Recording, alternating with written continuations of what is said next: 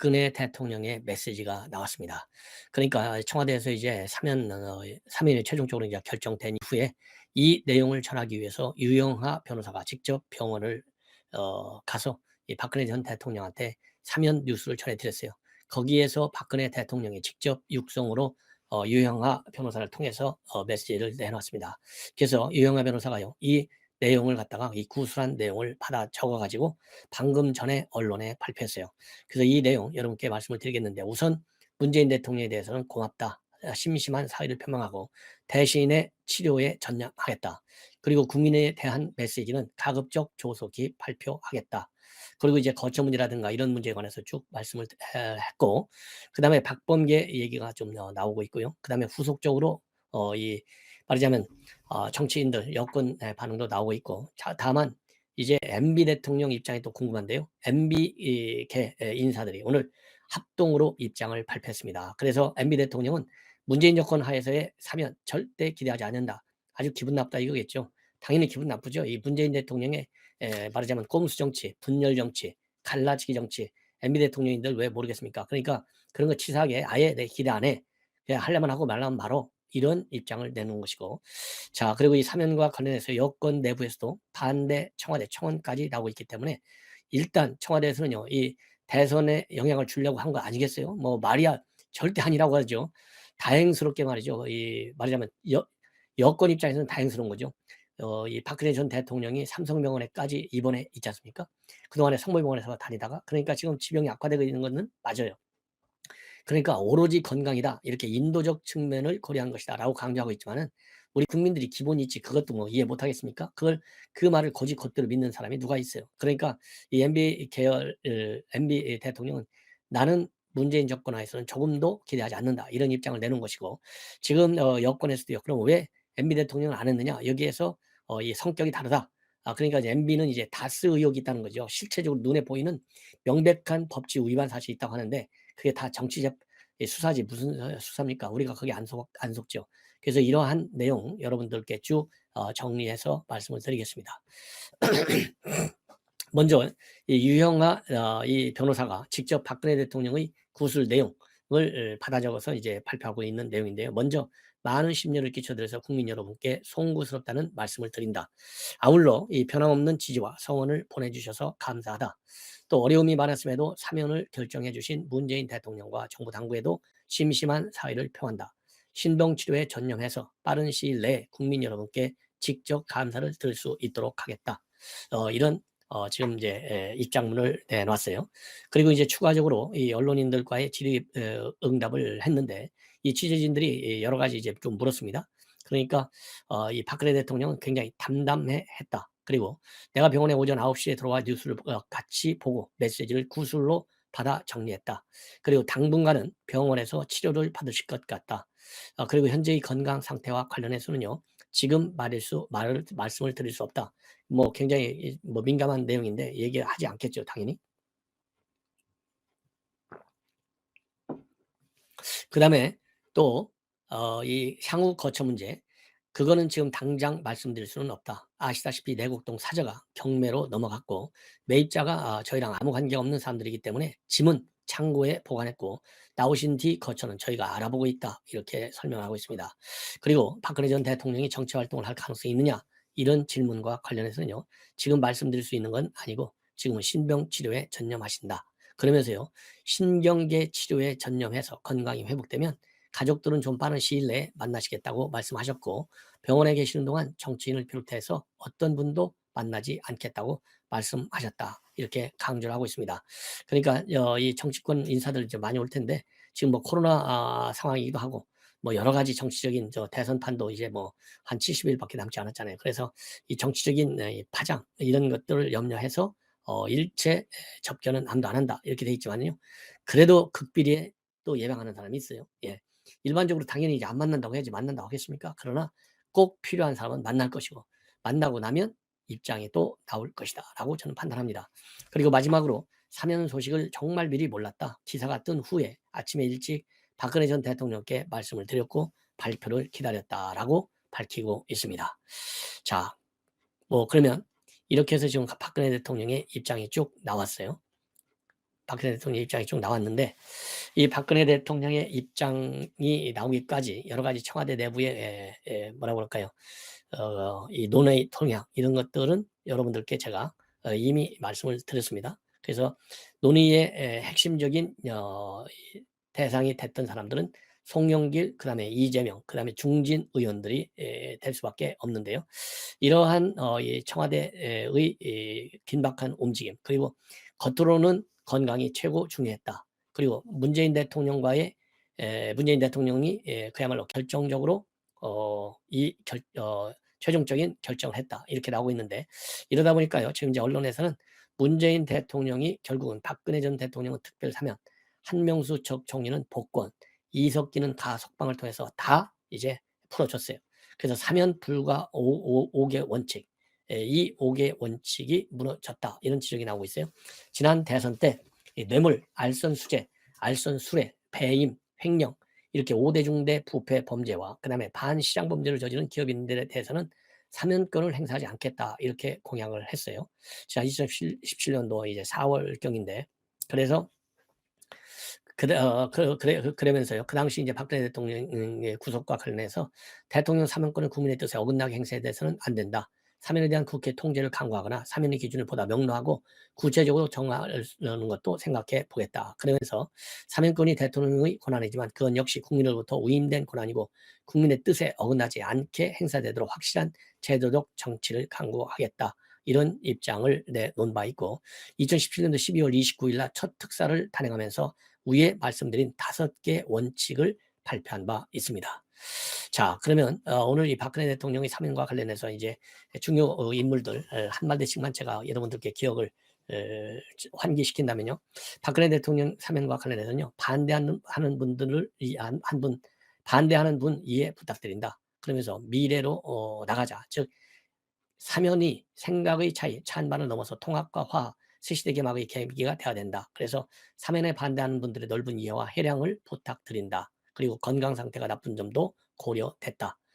그리고 이제 미래를 향해서 담대하게 힘을 합치자 이런 입장을 내놓은 바 있고요.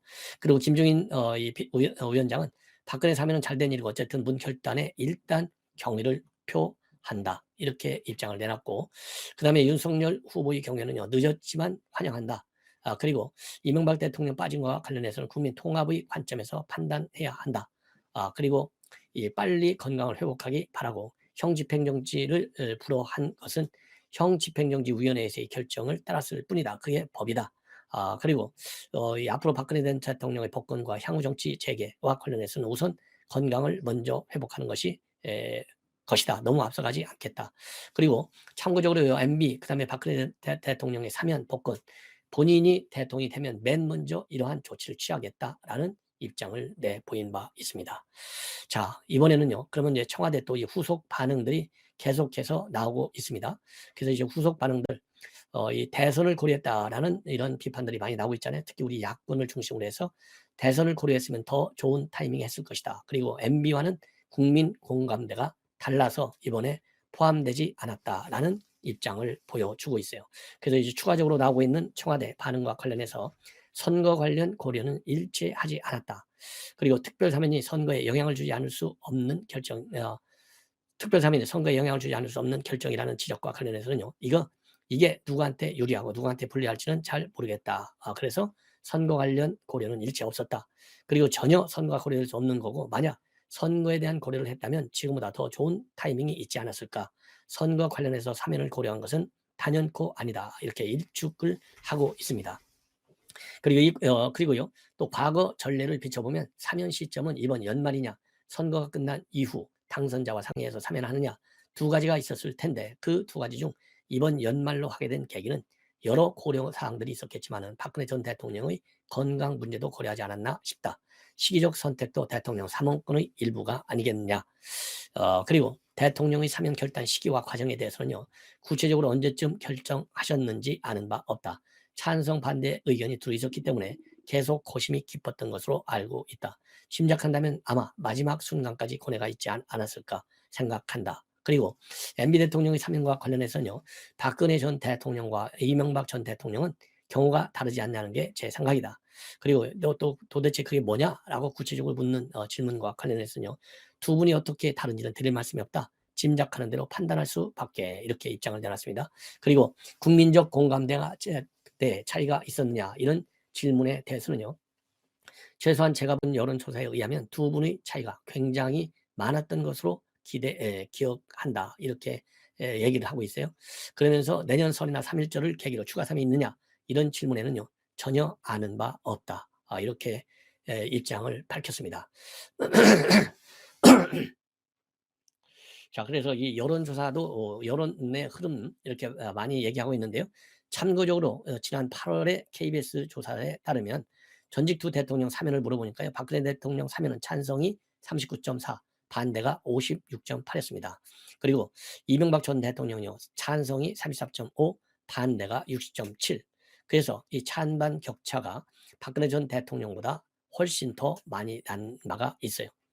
그리고 또 지난 5월 달에 여론조사 기관 시사리서치가 시사저널 전 의뢰로 이 파악한 조사 결과에 의하면 박근혜 대통령 찬성은 53.4, 반대가 45.3입니다. 그리고 이명박 대통령은 찬성이 43.2, 반대가 53.3입니다. 그리고 실제적으로 사회적으로 볼 때 박근혜 대통령의 석방 사면 요구 보수 지지층의 집회가 더 많았던 반면에 MB의 경우에는 측근들이 찾아가는 것 이외에 지지자들이 직격을 한 사례 별로 없었다. 이렇게 지금 통계가 나오고 있어요. 자, 그러면 지금 MB 측근들은 어떻게 생각하고 있느냐? 이 정권에서 사면은 기대하지 않는다. 이렇게 MB가 입장을 밝혔다라고 하고 있습니다. 자, 기본적으로요. 오늘 이명박 대통령의 비서실 참모 일동이 문재인 대통령의 사면을 보고 참담한 심정이다라는 입장을 내놨어요. 그래서 이번 사면은 모두 국민 화합의 차원이 아니라 정략적 차원에서 이루어진 것이다. 이렇게 비판하고 두 분 전임 대통령을 임기 내내 구속해 두었다가 대선을 목전에 두고 그중 한 분만 사면하였다. 사면을 정치적으로 이용하겠다는 의도를 드러낸 것으로밖에 볼 수 없다. 더구나 법치의 원칙으로나 국민 정서상으로 도저히 동의할 수 없는 인사들을 사면하는 데 대한 반발을 무마하기 위해 전임 대통령의 사면을 활용했다는 의심을 떨칠 수 없다. 그리고 이들은요. 이 이명박 전 대통령을 사면해서 제안한 것은 이 대통령에 대한 부당한 사법 처리가 정치 보복 예성을 다시 확인하는 처사라라고 강하게 비판하고 있습니다. 그러면서 이 대통령께서는 평소에 이 정권에서 사면받는 것을 기대하지 않는다고 말씀하셨고 그럼에도 우리는 고령의 대통령께서 코로나까지 겹친 엄동선한의 옥고를 잘 견뎌내시길 바란다라고 입장을 밝혔습니다. 박근혜 전 대통령에 대한 특별 사면 조치가 내려졌습니다. 그래서 그동안에 뭐 여러 가지 그 사면과 관련해서 말들이 많았고 그런데 결론적으로요. 사면 조치가 이루어졌어요. 그래서 지금 핵심은 과연 이 사면이 어떤 의미를 갖는지를 우리가 잘 알아야 될 것 같습니다. 그래서 이 관련 인사들 우리 정치권의 여야 주요 인사들이 어떤 입장을 밝혔는지 쭉 소개해 드리면 여러분들께서도 충분히 지금 생각하고 있는 것이 어느 정도 지금 의미를 갖는 건지 생각하시고 있을 수 있고 또 벌써 말이죠. 이러한 사면에 대한 반대 청원이 청와대에 벌써 올라와 있어요. 이게 대한민국의 지금 현실입니다. 자, 그래서 여러분들 잘 아시다시피 이제는 이 병원에서 출소 절차를 밟을 것으로 알려지고 있어요. 왜냐하면 지난달 22일부터 서울 삼성병원에서 치료를 받고 있습니다. 그래서 2017년도 3월에 국정농단 사건으로 구속 수감된 이후에 이달 23일 그러니까 어제까지 말이죠. 1729일 약 4년 8개월째 수감 중이고 전직 대통령 중에서 가장 오랜 기간 수감한 분입니다. 그리고 최근 들어서요. 이 어깨 질환 그다음에 회전근개 수술했잖아요. 그다음에 허리 디스크 이런 기존 지병 이외에도 최근에 치과 그다음에 건강의학과 이런 치료를 받고 있다고 합니다. 특히 이 음식물을 씹지 못할 정도로 치아 상태가 굉장히 지금 안 좋아져서요. 이 죽 같은 거를 먹고 있고 또 이 스트레스 극심한 스트레스를 호소하고 있어요. 그래서 전반적으로 지금 정신 상태가 상당히 불안정한 것으로 알려지고 있습니다. 그래서 이 경위를 보니까요. 이 법무부에서 이 본래는 형 집행 정치를 검토했는데 박근혜 대통령이 이 집행 정치 신청을 하지 않았기 때문에 청와대가 사면을 하는 것으로 방침을 바꿨다. 이런 보도가 나오고 있어요. 자, 그리고 이 박근혜 대통령의 내용은 이 죄명은요. 여러분들 잘 아시다시피 국정농단, 그다음에 국가정보원의 특수활동비 상납, 새누리당의 공천 개입 이런 혐의로 해서 징역 22년이 확정된 바 있고, 이 사면이라든가 가석방이 되지 않으면은 87세가 되는 2039년에 만기 출소하게 될 예정으로 있었다고 합니다. 자, 그래서요, 이 어제 20하고 21일 날 법무부 사면심사위원회가 열렸잖아요. 거기에서는 이 박근혜 전 대통령을 사면 대상에 포함시키는 것에 대해서 상당히 부정적이었다고 합니다. 자, 그런데 이제 문재인 대통령이 사면 대상에 이제 포함한 것으로 전해져 있어요. 자, 이런 것도 제가 이제 왜 말씀드리면, 우리가 이 박근혜 대통령 사면의 의미를 파악을 하는데 다 필요한 변수가 된다. 자, 그래서요, 이제 박근혜 전 대통령, 박근령 친동생, 그리고 윤석열 후보, 아직 이재명 이 후보의 입장은 나오지 않았고, 그다음에 김종인, 송영길, 그다음에 홍준표, 김재원, 이런 분들의 또 안철수 입장이 나왔는데, 기본적으로는요, 뭐 당연히 환영하는 것이죠. 뒤늦었지만은. 그렇지만은 이 정치적인 의도가 어디에 있는지 우리가 상당히 경계를 해야 된다라는 의미의 입장을 내놓고 있어요. 지금 방금 전에 여러분께 말씀을 드린 대로 우선은 말이죠. 어제 20하고 21일 날 사면위원회에서 부정적이었다 했잖아요. 이런 것도 뭡니까? 다 시나리오가 있었겠죠. 그죠? 그래서 극적인 효과를 노리는 거예요. 누구에 의한 지금 이제 이재명 후보에 대한 또 입장도 지금 막 속보로 뜨고 있습니다. 자, 누구에 의한 극적인 효과나 문재인 대통령에 의한 극적인 효과예요. 뭐냐? 문재인 대통령의 특징이 뭡니까? 갈라치기, 분열 정치 아니에요? 그래서 이 특징, 장기죠. 이 문재인 대통령의 장기인 갈라치기를 위한 것이 아니냐. 그러려면은 극적 효과를 거두는 것이 더 효과적이겠죠. 그래서 제가 보기에는요, 시종 일관 이번 이 사면 조치의 핵심은 내년 3월 9일을 노린, 그리고 지방선거를 노린 이 선거 정책의 일환이다. 여기에 우리가 속아 넘어가면 안 된다. 이렇게 저는 기본 적 해석을 저는 내놓고 싶습니다. 자, 그러면 이제 구체적으로 우선 이 상세한 또 분석은 이후에 쭉 하고, 우선 문재인 대통령을 비롯한 정치권 반응을 말씀을 드리겠습니다. 문재인 대통령도요, 조금 전에 다 입장문이 나왔는데, 이런 배경과 관련해서 말이죠. 그러니까 이제 이번 중요한 조치 중에 하나가, 박근혜 대통령은 특별 사면, 한명숙은 복권, 그다음에 이석기는 가석방. 이게 뭐, 이게 참 어려워요, 법률적으로. 특별 사면, 복권, 가석방. 그래서 일단 다 풀리고요, 마음대로 살 수 있는데, 지금 박근혜 대통령에 대해서는 사면만 해놨지 복권은 안 돼 있어요. 예. 근데 한명숙이는 이미 사면은 돼 있기 때문에 이번에 복권만 한 것이고, 또 이석기는 왜 가석방이냐. 예. 그냥 석방이 아니고 가석방. 그만큼 이제 반발이 두려운 것이죠. 어, 그래서 이 보수가 이 이석기의 가석방을 계기로 해서 뭉치는 거, 뭉쳐서 정부를 때리는 걸 막아야 되겠다 이거예요. 그래서 그냥 가석방만 한 거예요. 그러나 우리 야권에 있는 국민들이 속습니까? 다 알죠. 자, 그러면 먼저 문재인 대통령의 이런 배경, 입장, 방금 나왔는데, 생각의 차이나 찬반을 넘어서 통합과 화합, 새 시대 개막의 계기가 되길 바란다. 이런 입장을 내놨어요. 그리고 우리는 지난 시대의 아픔을 딛고 새 시대로 나가야 한다. 그리고 과거에 매몰돼 서로 다투기보다는 미래를 향해 담대하게 힘을 합쳐야 한다. 이런 입장을 내놨습니다. 그리고요,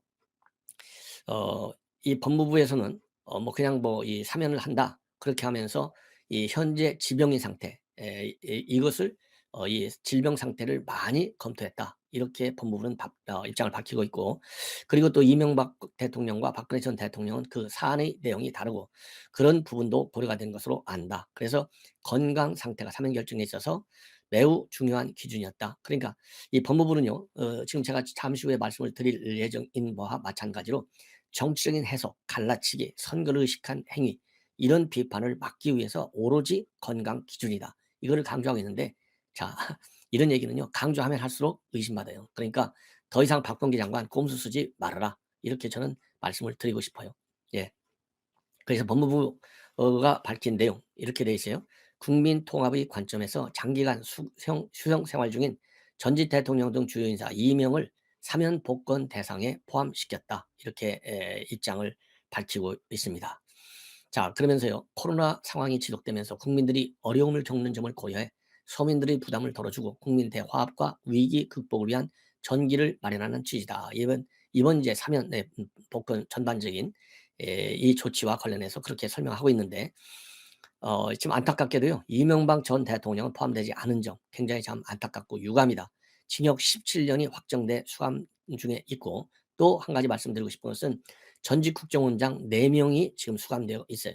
전직 국정원장 사면 필요성은 이미 제가 여러분들께 입장을 발표해 드린 바 있는데, 이 전직 국정원장 4명, 그다음에 이명박 대통령 반드시 추가적인 이 조속한 사면 조치를 기대합니다.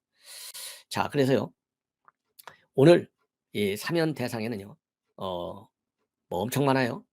일반 형사법인 특별사면 가명 복권 2,650명 외에 중소기업인 소상공인 38명, 사회적 갈등 관련자 65명, 노동개인사 및 시민운동가 2명, 그다음에 건설업 면허 관련 정지 처분, 입찰 제한, 운전면허 취소, 정지 등 행정 제재 대상자 98만 3,051명에 대해서도 특별 감면 조치가 취해졌다. 이렇게 지금 나오고 있습니다. 자, 그리고요. 지금 윤석열 후보와 이재명 후보는요. 아직 상세 나온 내용은 아직 안 나오고, 박근혜 전 대통령 사면 늦었지만 환영한다. 그리고 이명박 전 대통령 사면 국민 통합 관점에서 판단해야 한다. 이렇게만 지금 짤막하게 나와 있기 때문에 이 방송 말림에 가서 여러분들께 다시 말씀을 드리겠습니다. 그리고 이재명 후보도요. 딱 한마디만 지금 나와 있어요. 문재인 대통령의 결정을 존중한다. 박근혜 전 대통령 진심 어린 사죄가 필요한다. 이 사죄가 필요하다는 이 말도요. 지금 이제 문재인 대통령 그다음에 친문들 이런 사람들이 주장하는 게 뭐예요? 사죄를 먼저 하라. 반성을 먼저 하라. 이걸 강조하고 있잖아요. 그래서 이 친문 챙기기 차원에서 이 사죄라는 말을 꺼낸 거예요. 그래서 이번 사면으로 인해서 이 친문 강성층의 반발, 이거를 우려해 가지고 이 계층의 지지 이탈을 막기 위해서 지금 이재명은 사죄가 필요하다라는 사족을 달았어요. 이것만 보더라도 이재명이가 얼마나 얄팍하게 이번 사면 조치를 이 선거 공학적 측면에서 해석하고 있는지 그 속셈이 또 한 번 드러났다. 이렇게 저는 해석을 하고 싶고요. 자, 그다음에는요. 박근혜 전 대통령의 여동생 박근령, 이번에 박근령 씨가 어 이번에 대선 출마를 했죠. 예, 대선 출마. 그래서 이 박근령 대선 출마한 동생 입장을 전해 드리겠는데요. 먼저 박근령 입장을 전해 드리는데, 이 박근령 지금 현재 유경재단 전에 이사장을 맡았죠. 남남 통합을 이루게 되는 한국 정치사에 큰 획을 긋는 계기가 될 것이다. 대통령의 이런 결단에 감사드린다. 그리고 아울러 그동안 이 박근혜 전 대통령을 VIP라고 부르고 있습니다. 이 보도자료에서 VIP님의 건강이 악화된 것을 고려한 부분이 많은 것 같다. 아울러 그동안 우리 VIP님의 건강과 석방을 위해 노력해 오신 각계각층의 모든 분들께도 가족의 일원으로서 깊이 감사를 드린다.